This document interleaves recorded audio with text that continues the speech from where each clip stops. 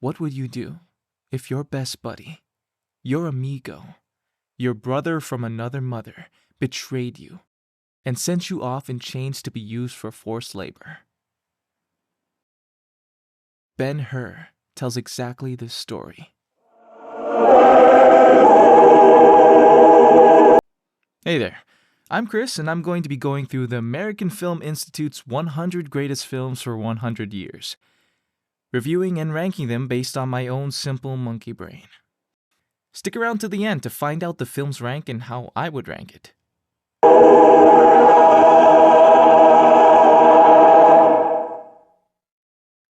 I didn't know much going into Ben-Hur, other than that it's from 1959.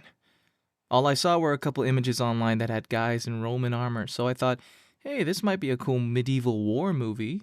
I was very wrong, but also kinda right. Here's a summary of the movie to bring you up to speed.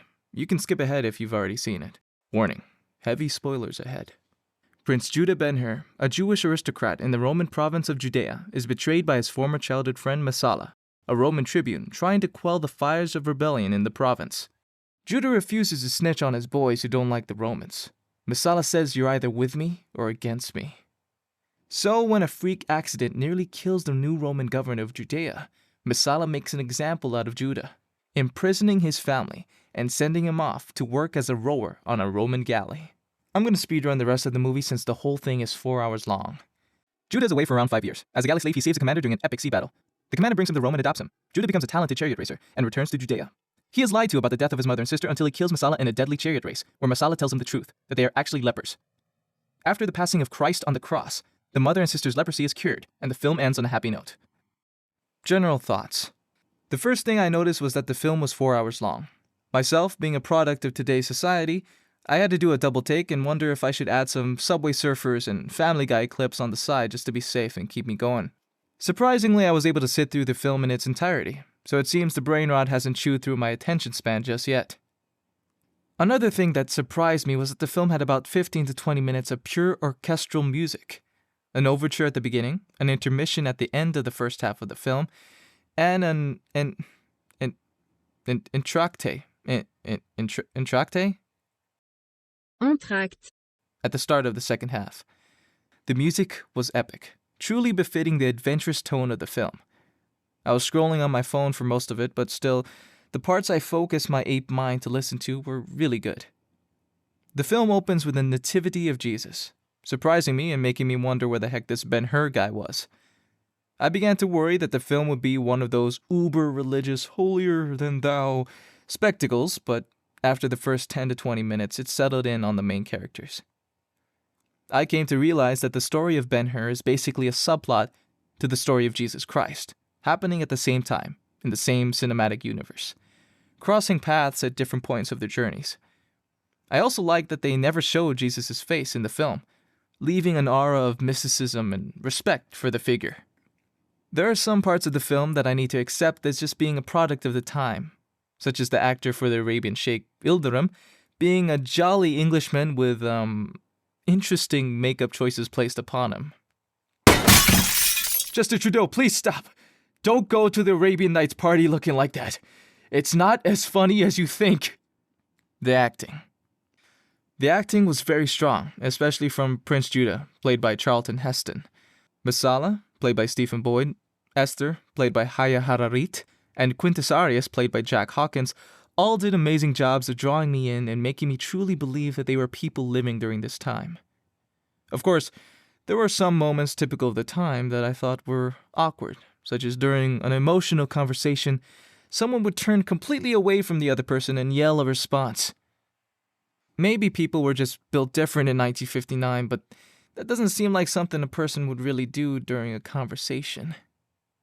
Cinematography, set pieces, and music.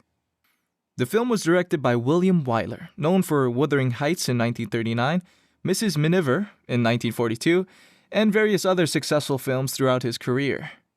The cinematography was amazing. I think the 4-hour runtime really allowed the film to breathe and gave each scene a chance to really grip the audience.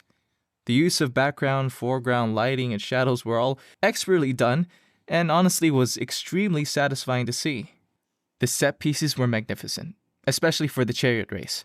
The stadium was built expressly for the film, and it got me thinking that the statues, banners, and chariots were all pulled straight out of that time period. Last but not the least, the music was heavily relied upon throughout the entire film, and I loved it. Every scene, every moment had a tune behind it. I think I'm just so used to that being not the case with modern films and media, so it was a pleasant change. I don't care who you are, you gotta give the composer his flowers. Miklós Rózsa was putting out straight fire for the entire 4 hours. Final thoughts. Ben-Hur, a film put out in 1959, is ranked number 100 on the American Film Institute's list of 100 movies. It makes me wonder what films are going to be deemed better than this one. As a young, educated yet uneducated man, I was incredibly impressed by this film. At the time, the movie was a blockbuster, and I gotta say that it still holds up in 2023. I felt a different style of cinema, a more patient, measured, caring style of it. The film was based on the book Ben-Hur, A Tale of the Christ, and I don't believe it strayed too heavily from the source material, if at all. It may seem like I have nothing truly bad to say about Ben-Hur, other than some interesting makeup decisions and amusing acting choices, but I think it's because I am so used to being drowned by the typical Marvel, DC superhero stuff that this ancient, 4-hour-long, slow, maybe slightly racist, religious epic was actually a breath of fresh air to me. Take that as you will. As we go through the AFI 100, I will make my own ranking with my own criteria. Ben-Hur starts it all off at rank number 1. Stay tuned for the next film on our journey up through the AFI 100. I'll give you a hint. It starts with toy and ends with story. If you enjoyed this video, please like, share, and subscribe. And turn on that notification bell if you don't mind. Have you seen Ben-Hur, or do you now want to see it? Do you agree with my thoughts or disagree? Comment down below. Also, the story behind Ben-Hur's production is actually really interesting. If you'd like a video on that as well, let me know. Any helpful comments or advice on the content, arrangement, or pacing of the video would also be highly appreciated. I'm always looking to learn and improve. Thank you for watching. This is Chris, and until next time.